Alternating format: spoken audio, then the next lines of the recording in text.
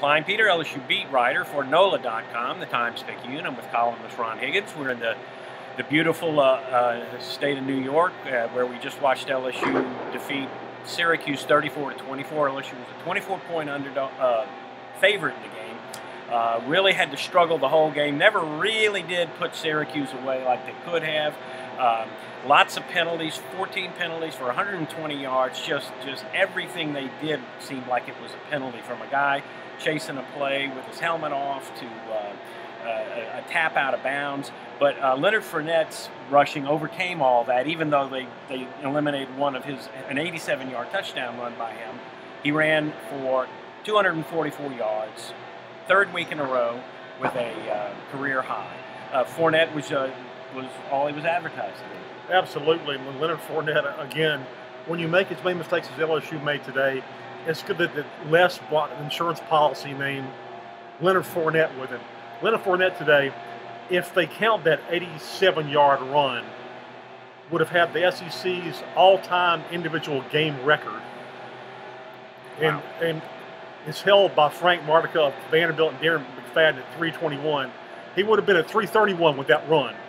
And so it kind of gives you an idea, even despite not having that, the kind of day he had, and really just, saved LSU again.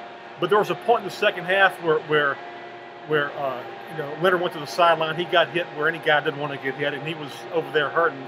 And Brandon Harris kind of saved LSU through two straight completions on great passes and a touchdown pass, to Malachi Dupree, and LSU gets out of here with a win. But my God, the penalties. I mean, the first half it was the offense. The second half it was the defense.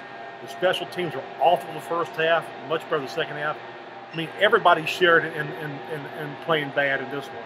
Yeah, the penalties at 14 for 120 yards, and like you said, one of them, and Fournette had a 23-yard run also wiped out by a penalty. He might have gotten 400 yards exactly without the penalties, and they were just crazy all over the place, lining up wrong, one holding penalty, just a handful of false start penalties. It was just something that the LSU offensive line only had one in the first two games. One of those in the first two games. And those are the ones that Les was talking about that really frustrate him, because the other penalties you can forgive a little bit too much aggressiveness, but I remember one face mask penalty came when three LSU players were trying to strip the ball and nobody was making a tackle, yeah. and so they end up grabbing the face mask. But that's the most I've ever seen Les hone in on one subject after the game. He even forgot to compliment Syracuse, which he always compliments the opponent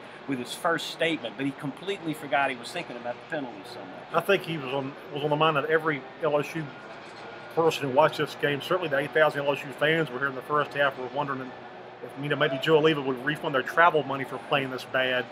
But unfortunately, LSU came out in the second half. Tre'Davious White returned the punt for a touchdown. Finally had some room to run. He got him off the hook for fielding the ball. The LSU 3 on his first punt of the game he got. So, like I said, LSU just really inconsistent this game.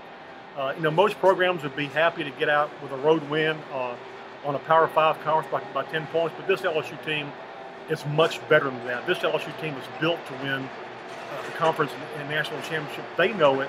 They were upset by it, and that's the good news. Okay, well, stay with us. LSU faces Eastern Michigan next week, and we'll be there. For Ron Higgins, I'm Jim Kleinpeter. We'll see you on NOLA.com.